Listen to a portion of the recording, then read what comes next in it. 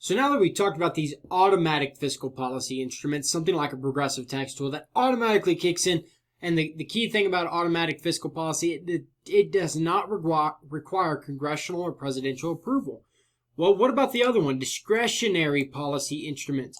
Now, discretionary policy instruments are those policy instruments that is a passage of law that is either cutting taxes or increasing government spending authorized by Congress or by the president, and it involves specific actions for fiscal policies to take place. So it's not like the automatic fiscal policy that just kind of automatically does it.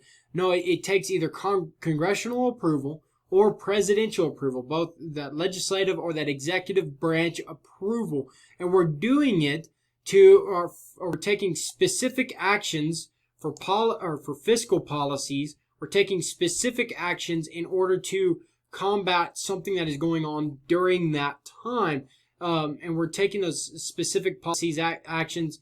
It takes that law in order to get them to go through. So we're going to talk about 3 specific discretionary tax policies, and then we'll also talk about a spending policy as well, and some of the history that's going on in the United States, and kind of dive into these just a little bit. But there have been 19 significant federal tax cuts, and these are federal tax cuts, basically tax breaks.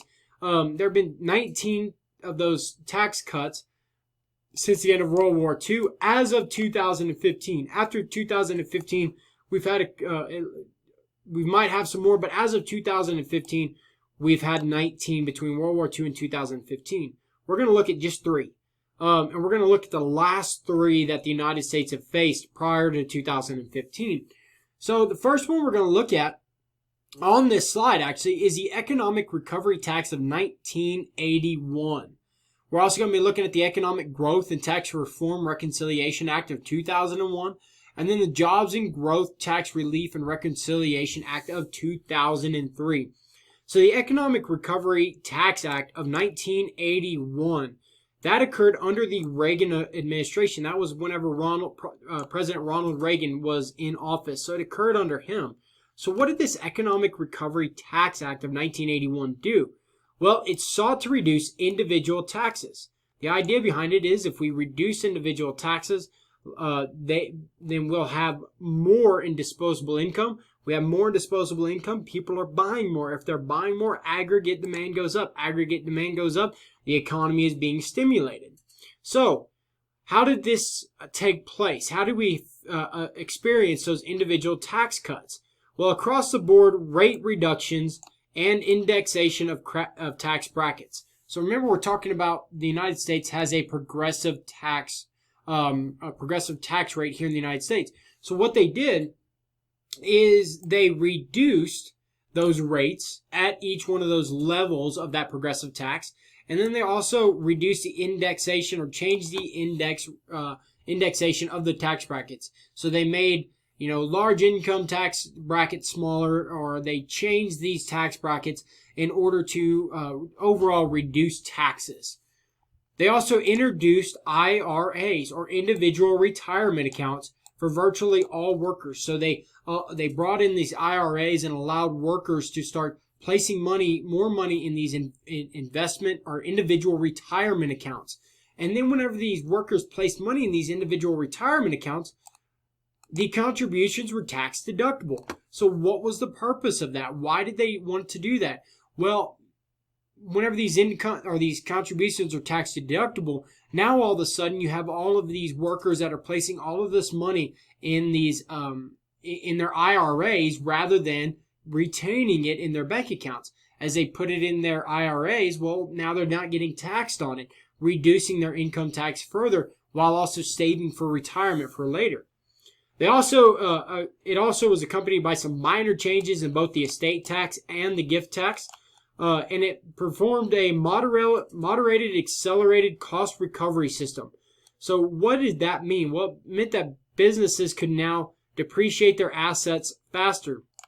So depreciation is an implicit cost. It's not actually money coming out of your account, but it's basically we're going to buy a piece of equipment, and instead of writing it all off on our tax returns this year, because we know we're going to use it over the next, say, 10 years, we're actually going to write it off and perform small cost every single year over the next 10 years.